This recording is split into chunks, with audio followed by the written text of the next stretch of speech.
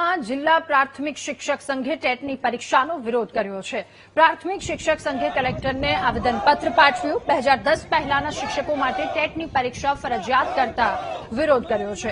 મોટી સંખ્યામાં શિક્ષકોનું સૂત્રોચ્ચારની સાથે વિરોધ પ્રદર્શન। ટેટની પરીક્ષાનો ફરજિયાત નિયમ હટાવવા શિક્ષકોએ વિરોધ નોંધાવ્યો। જો યોગ્ય નિર્ણય નહીં લેવામાં આવે તો શિક્ષકોને ઉગ્ર આંદોલનની ચીમકી પણ છે। હવે 2010 પહેલાની જે ભરતી છે એમાં અમે ટેટ પાસ કરવી નથી, એનો વિરોધ કરીએ છીએ। વિરોધમાં કેવી રીતે આવેદનપત્ર આપ્યું છે? હા, આવેદનપત્ર કલેક્ટર કચેરી અમે આપ્યું છે। અમે ટેટ નો વિરોધ કરીએ છીએ। ધરણા ઉપર બેસીશું અમે જ્યાં સુધી અમને ન્યાય નહીં મળે ત્યાં સુધી।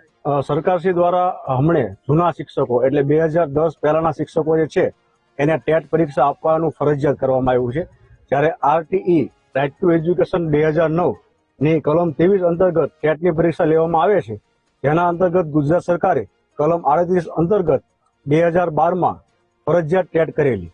પણ જે શિક્ષકો 2010 પહેલા નોકરીએ લાગેલા, સરકારની જે માન્ય પરીક્ષા પદ્ધતિ છે એના અનુસંધાને એ લોકો નોકરીએ લાગેલા, પણ આ નિયમ આવતા પહેલાના શિક્ષકોને પણ ફરજિયાત ટેટ આપવા બાબતે સરકારની વિચારણા હતી, એનો અમે સખત વિરોધ કરીએ છીએ।